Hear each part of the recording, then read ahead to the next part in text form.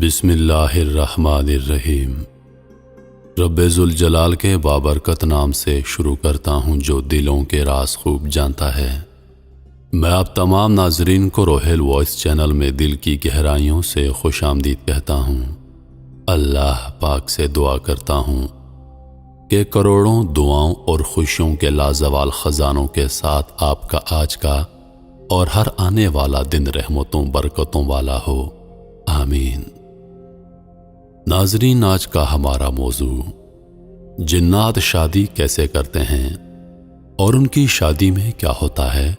وہ وقت جب مولانا صاحب نے جنات کا نکاح پڑھایا، پھر ان کے ساتھ کیا ہوا، ویڈیو میں ملاحظہ کیجیے۔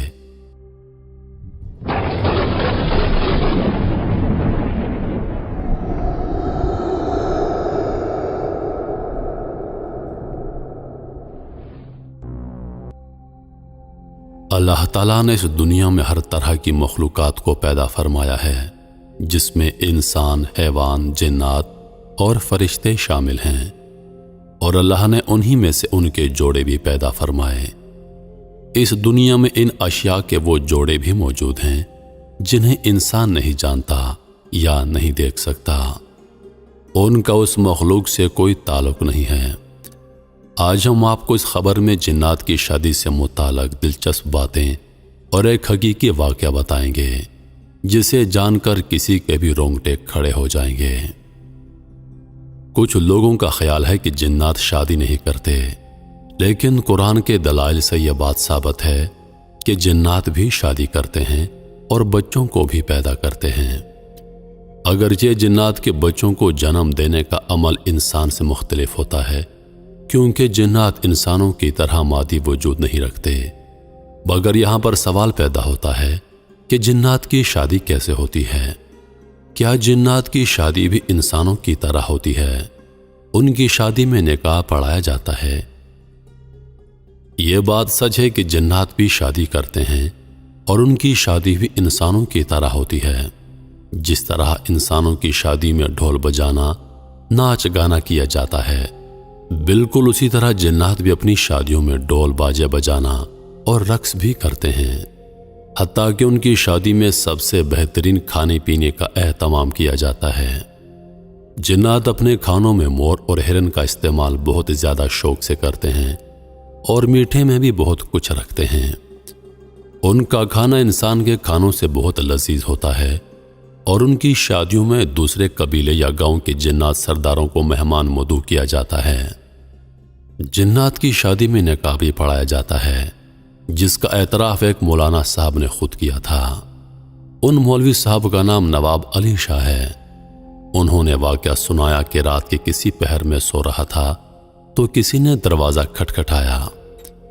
میری عادت تھی کہ میں جتنی بھی گہری نیند میں ہوتا ہوں، اگر دروازے پر ذرا سی دستک ہوتی ہے تو میری آنکھ فوراً کھل جاتی تھی، اور یہ وجہ تھی کہ میں اٹھ گیا۔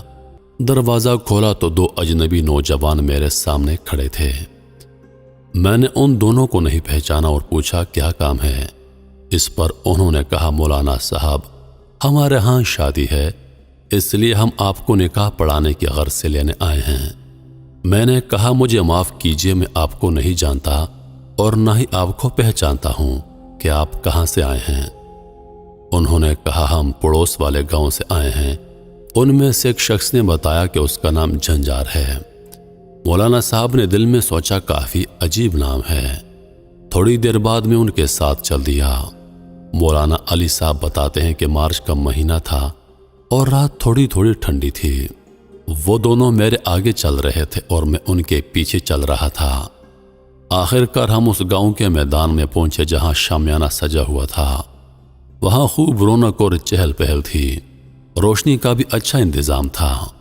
میں ادھر ادھر دیکھ ہی رہا تھا کہ ایک آواز، خوش آمدید مولانا صاحب۔ میرے سامنے ایک شخص شلوار قمیض میں کھڑا تھا جو دلہے کا باپ تھا، اور اس کا نام سردار مانس تھا۔ سردار نے کہا، آئیں میں آپ کو لیے چلتا ہوں۔ جب ہم تھوڑا آگے گئے تو سردار مانس نے میری ملاقات دلہن کے باپ سے کروائی، جن کا نام شرمت تھا۔ کیونکہ سب چہرے وہاں اجنبی تھے، और मेरा जानने वाला वहां पर कोई मौजूद नहीं था। हालांकि मैं उस गांव के बहुत से लोगों को जाती तौर पर जानता था।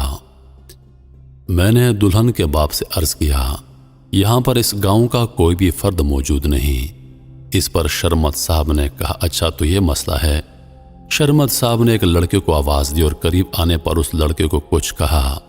मौलाना साहब ने कहा कि उसकी थोड़ी देर के बाद मैंने नजर साहब को अपनी तरफ आते हुए देखा, जो गांव में दुकानदार थे। उसके बाद और भी जानने वाले मुझे शादी में नजर आने लगे, जिन्हें देखकर मुझे इत्मीनान हुआ। मैंने नजर साहब से पूछा कि आपकी दुकानदारी कैसी चल रही है? तो उन्होंने चौंकते हुए जवाब दिया, अच्छी चल रही है। उसी में मुझे दुल्हन के वालिद ने कहा कि मौलवी साहब आइए और निकाह पढ़ाइए, देर हो रही है। मैंने जाकर उनका निकाह पढ़ाया। उन्होंने मुझे मिठाई और पैसे भी दिए। बाद में मुझे खाना भी खिलाया जो बेहद लजीज था। उसके बाद अफद और झंझार ने जो मुझे यहाँ पर लाए थे, उन्होंने मुझे घर लाकर छोड़ दिया और खुद वो वापस चले गए।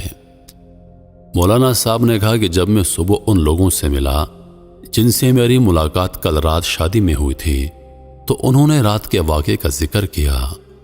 उन्होंने बताया कि हम रात को तो कहीं नहीं गए थे, बल्कि अपने घरों में सो रहे थे और किसी भी शादी में शिरकत नहीं की।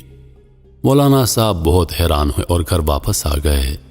मौलाना साहब कहते हैं कि घर पहुंचकर मैंने मिठाई और निकाह के पैसे देखे तो मुझे यकीन हो गया कि ये मेरा वहम नहीं था, बल्कि मैंने रात में वाकई में शादी में शिरकत की थी। बाद में मुझे इस बात का अंदाज़ा हो गया कि रात में जिस शादी में शिरकत के लिए गया था वो इंसानों की नहीं बल्कि जिन्नात की शादी थी। दरअसल जिन्नात ही रूप बदल कर नज़र साहब और दीगर लोगों का रूप धार कर शादी में आए थे। कुछ जिन्नात ऐसे होते हैं जो हर तरह की शक्ल सूरत अख्तियार कर सकते हैं, जिनमें कभी कुत्ता बन जाते हैं, कभी इंसानों का रूप धार लेते हैं और कभी कोई भी जानवर बन जाते हैं। तो अजीज दोस्तों, यह था जिन्नात की शादी का एक सच्चा वाकया। उम्मीद करता हूं कि वीडियो आप दोस्तों को पसंद आई होगी। वीडियो पसंद आ जाए तो लाइक और शेयर ज़रूर कर दीजिएगा और आने वाली नई वीडियोस के लिए हमारे चैनल को सब्सक्राइब कर दें और साथ में मौजूद घंटी के बटन को ज़रूर दबा दें ताकि हमारी हर नई आने वाली वीडियो सबसे पहले आप तक पहुंचे। मुझे दीजिए इजाज़त। सांसों ने वफा की तो अगली बार एक और वीडियो लेकर आपकी खिदमत में हाजिर होऊंगा। तब तक के लिए खुदा हाफिज। अल्लाह पाक आप सबका हाफिज़ व निगहबान। हंसते रहिए और हमेशा मुस्कुराते रहिए।